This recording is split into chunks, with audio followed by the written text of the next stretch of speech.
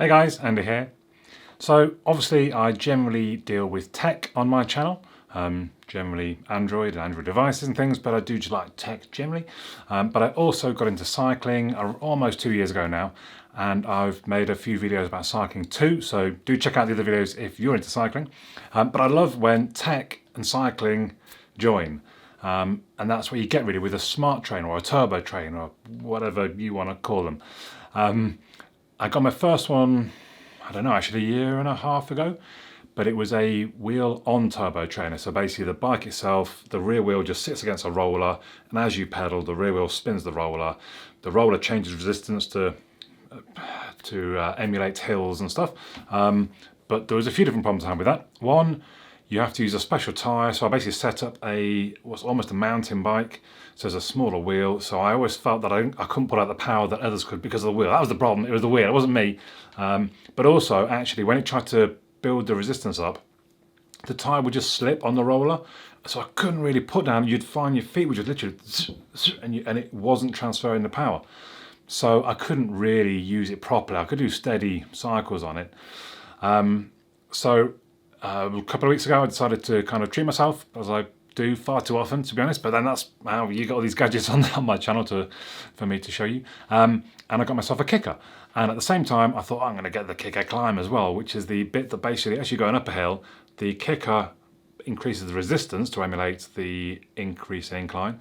And the Kickr Climb literally lifts your bike up. And then as you come down, things get easier and it dips you back down again. How great. So that's what this video is about. First of all, we're going to see what you get in the box.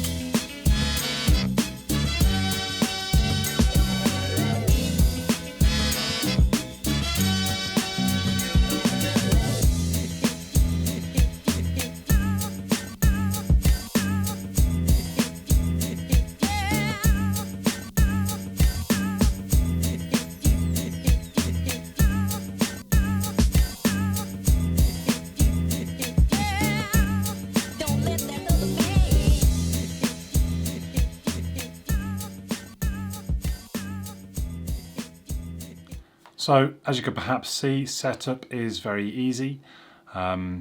Use the app to update the firmware.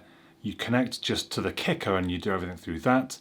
Likewise, you pair the Climb to the Kickr, and then the Kickr will connect into whatever laptop or computer or Apple TV, and it will control everything from the Kickr. You don't have to connect in the Climb to whatever you're using.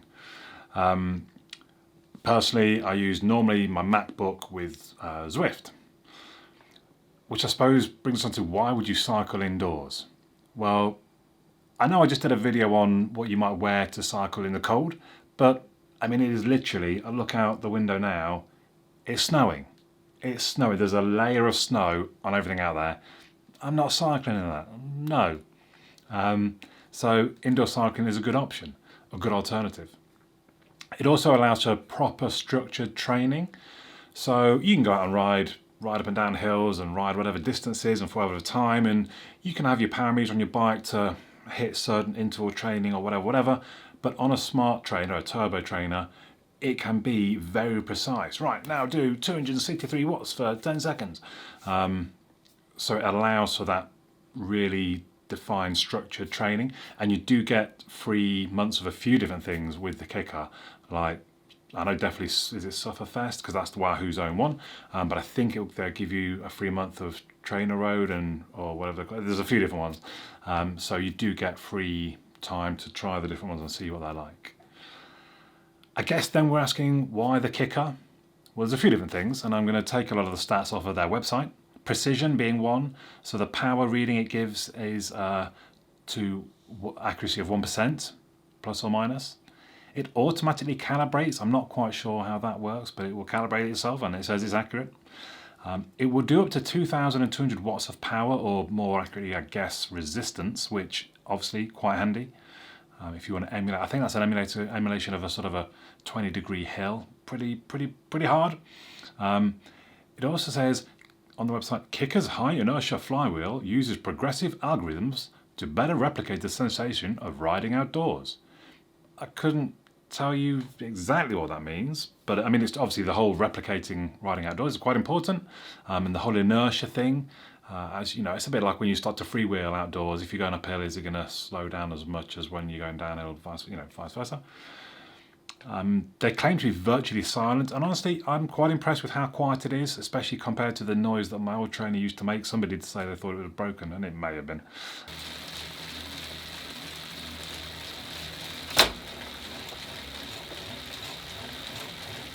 You can connect with either Ant Plus or Bluetooth, or both, I guess. And it does support up to 3 different Bluetooth connections through the Kickr. Then onto the Climb itself. It can emulate ascents of up to 20% and descents of minus 10%. Using the retractable remote, you set the Kickr Climb to lock or unlocked mode. So locked mode means that you control how high, or low, up or down it goes. If you put on unlock mode, that allows for third parties such as Zwift to control it going up or down, which is probably what you want most of the time, I'd imagine. You can also get a Kickr headwind, which is a fan that goes at the front, and it does a similar thing, monitoring your speed, your heart rate, and your work rate. It changes the fan intensity. So I guess you can either have it if you're going really fast downhill, it's blowing really quick in you, and then you're going uphill, and I guess it slows down uphill. But then if your heart rate gets up to whatever, then it goes, okay, I better cool you down. Sounds really good actually. It's about £200. I've not covered the price actually. So the Kickr, $999. It's quite a bit. You can get the Kickr Core. I don't think it can do as much power / resistance, but I think it's still about 1800, which may well have been enough. You don't get the handle. I quite like the handle on the Kickr. You don't get that on the Core. And the Climb is normally $499, but I got it from Sigma Sports for $449, so I was quite pleased with that. And the headwind is $200, so relatively cheap compared to the rest. I may well just throw in. I don't have a lot of space in my flat, it's part of the problem, and I do wonder, but then I haven't really got a good fan either, so in some ways, 2 birds, 1 stone. It's quite an expensive fan, but it does all the funky cool stuff as well. So on to kind of, I suppose, what I think of it. I generally don't enjoy indoor cycling. I much prefer to be out there, when the sun is out. I love to be riding through the countryside in the sun, actually going places, going through all these little towns and villages, stopping off at a cafe for a coffee and a brownie or whatever. You can't beat it for me. And I never really got the same enjoyment from being in my living room cycling, watching telly. It's just not the same. Having said that, I am impressed how much improved my experience is using the Kickr over my old Tax Bushido or whatever it was called. Because I feel more connected to it, I feel that it's more accurate and precise. I feel like it's a truer reflection. So I did a sprint race the other day and I came 34th out of over 100, about 120. I would never have done that on the old bike. I was able to really put power down, which kind of leads me to stability as well. So you might be thinking, oh, it doesn't look very safe, very stable, but I'm up out of the saddle, I'm giving it everything I can, I'm pumping 700 odd watts through. and it's fine. It felt sturdy. It didn't feel a problem at all. Because the Kickr, it does feel very, it's quite heavy because it's got a big heavy flywheel. I think it's about 7.7 kilos. So the whole unit is going to be quite heavy. The Climb, it doesn't feel as quality a product. And I've just realised so the two main struts, I think they're metal. Definitely the front one feels to be metal, like that's where the strength comes from maybe. But the top kind of cap and the bottom base, they're both like a cheap hollow plastic. And that really gives it a bit of a cheap feel. I'm not concerned. I don't think it's going to, I wouldn't want to drop it off the table or anything onto something hard because I think the top or the bottom plastic might crack or break. But at the same time, I'm not worried about it. Again, when I'm up out of the seat powering away, I'm not feeling like it's just going to collapse on me. So it is pretty sturdy. And it certainly is fairly quiet. So all in all, it has really improved my experience. I did a 3-hour ride on the day that I got it. Probably a mistake. It really did kill me. I did it on a course with quite a lot of elevation. Well, I say quite a lot. It's only what I do when I go out riding, but somehow on Zwift it's just worse. I'm doing for 10 or 12 minutes. I'm just going cycling uphill at like 7 miles an hour. It's soul destroying. But I did it. I don't think I'd have coped. I don't think I'd have done that on the old trainer. As for the feel, I suppose, of the Kickr Climb, I know it doesn't look like it's moving much in the video, but I can promise you when you're cycling, you really do feel it. There's a couple of times in the big long ride, or especially early on when I wasn't used to it, that I'd sit up on the bike and I'm pedaling away and then I'd hit an incline and I'd almost fall off the back.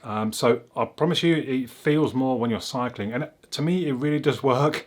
You can feel that you go, oh, okay, I'm going to go up, okay, yeah, there's the resistance, all right. And I think the whole combination does work really well. Yeah, is it worth it? That's not a question I can answer for you. There's a lot of benefits to it, whether or not they are worth £1,000 or 1,500 or 1,700 if you want the wind as well. That's up to you to decide, I suppose.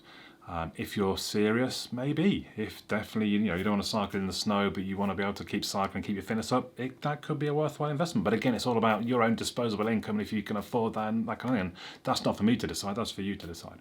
So hopefully I've given you the information you might need to make that decision though. Do let me know any questions you might have in the comments down below. I promise I'll read all of them, and where I think I can answer or I think it's right for me to answer, I do. Thank you for watching. Please do subscribe if you haven't. Please give it a thumbs up if it's been a useful video. It does help me, it does help the channel, it does help this video. But for now, my name's Andy, and I'll catch you all again soon.